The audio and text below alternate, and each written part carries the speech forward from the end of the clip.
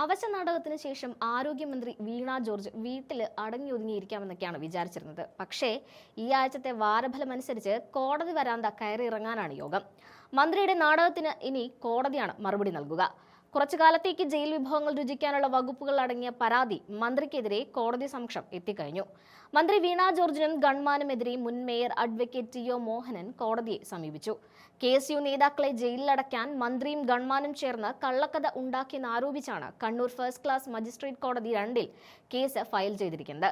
തെറ്റായ മൊഴി നൽകിയ ഗൺമാൻ അഭിലാഷിനെ 1-ാം പ്രതിയാക്കിയും ഇതിന് പ്രേരണ നൽകിയ മന്ത്രി വീണ ജോർജിനെ 2-ാം പ്രതിയാക്കിയുമാണ് ഹർജി നൽകിയിരിക്കുന്നത്. പരാതിയുടെ അടിസ്ഥാനത്തിൽ സംഭവ സ്ഥലത്തെ CCTV ദൃശ്യങ്ങൾ ഹാജരാക്കാൻ RPFന് കോടതി നിർദ്ദേശം നൽകി. വ്യാജ കേസ് കെട്ടിച്ചമച്ചതിലൂടെ മന്ത്രി സത്യപ്രതിജ്ഞാ ലംഘനമാണ് നടത്തിയതെന്ന് അഡ്വക്കേറ്റ് ടി ഒ മോഹനൻ ആരോപിച്ചു. റെയിൽവേ സ്റ്റേഷനിലെ ദൃശ്യങ്ങളിൽ നിന്ന് KSU ജില്ലാ പ്രസിഡന്റ് ഉൾപ്പെടെയുള്ളവരുടെ നിഴൽ പോലും മന്ത്രിയിൽ പതിച്ചിട്ടില്ലെന്ന് വ്യക്തമാണ്. എന്നിട്ടും സാധാരണക്കാരായ 4 വിദ്യാർത്ഥികളെ ജയിലിലാക്കിയ ഹീനമായ പ്രവൃത്തിയാണ് മന്ത്രിയുടെ ഭാഗത്തു നിന്നും ഉണ്ടായത്. IPC 211, ഭാരതീയ ന്യായ സംഹിതയിലെ 248 വകുപ്പുകൾ പ്രകാരം ശിക്ഷാർഹമായ കുറ്റമാണ് മന്ത്രി ചെയ്തിരിക്കുന്നതെന്നും പരമാവധി 10 വർഷം വരെ തടവും പിഴയും ലഭിക്കാവുന്ന കുറ്റമാണിതെന്നും അദ്ദേഹം ചൂണ്ടിക്കാട്ടി. മുൻ DGP അഡ്വക്കേറ്റ് ആസഫ് അലി മുഖേനയാണ് ഹർജി ഫയൽ ചെയ്തത്. ഭരണാധികാരികളുടെ അഹങ്കാരത്തിനനുസരിച്ച് പ്രതിഷേധിക്കുന്നവർക്കെതിരെ മാരകമായ വകുപ്പുകൾ ചുമത്തുന്ന പോലീസ് നടപടിക്കെതിരെ നിയമപോരാട്ടം ശക്തമായി മുന്നോട്ട് കൊണ്ടുപോകുമെന്ന് ടി ഒ മോഹനൻ വ്യക്തമാക്കി.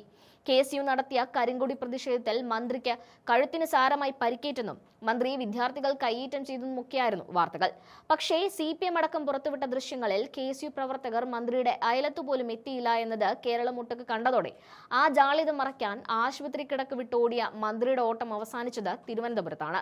റെയിൽവേ സ്റ്റേഷനിലെ CCTV ദൃശ്യങ്ങൾ KSUവിന് അനുകൂലമാകുമെന്നതിൽ സംശയമില്ല. അങ്ങനെയാണെങ്കിൽ കാലാവധി തീരുന്നതിന് മുൻപേ മന്ത്രി കസേരയിൽ നിന്നും വീണ ജോർജ് തെന്നി വീഴുമെന്നുറപ്പാണ്. ജനപ്രതിനിധി എന്ന നിലയിൽ പോലും പ്രവർത്തിക്കാനുള്ള അവസരം ഇതോടുകൂടി വീണ ജോർജിന് ഇല്ലാതാകുമെന്ന് ഏതാണ്ട് മനസ്സിലായി കഴിഞ്ഞു. കേസുമായി ബന്ധപ്പെട്ട് അഡ്വക്കേറ്റ് നടത്തിയ പ്രതികരണത്തിന്റെ വീഡിയോ കൂടി ചേർക്കുന്നുണ്ട്, കണ്ടുവരാം. നാളെ ഇത് കള്ളപ്പരാതിയാണെന്ന് തെളിഞ്ഞ അവിടെ ഫലമില്ല. അതുകൊണ്ടാണ് ആരംഭത്തിൽ തന്നെ ഉന്നത സ്ഥാനീയത്തിരിക്കുന്ന ഒരു മന്ത്രിയുടെ ഭാഗത്തുണ്ടായ അതീവ ഗുരുതരമായ ഈ കുറ്റകൃത്യത്തെ കോടതിയുടെ മുമ്പിൽ എത്തിച്ചത്. കോടതി ഇന്ന് പോലീസിനോട് CCTV ക്യാമറ ഹാജരാക്കുന്ന ഹർജിയിൽ വിശദീകരണം നൽകാൻ വേണ്ടി ആവശ്യപ്പെട്ടിരിക്കുകയാണ്.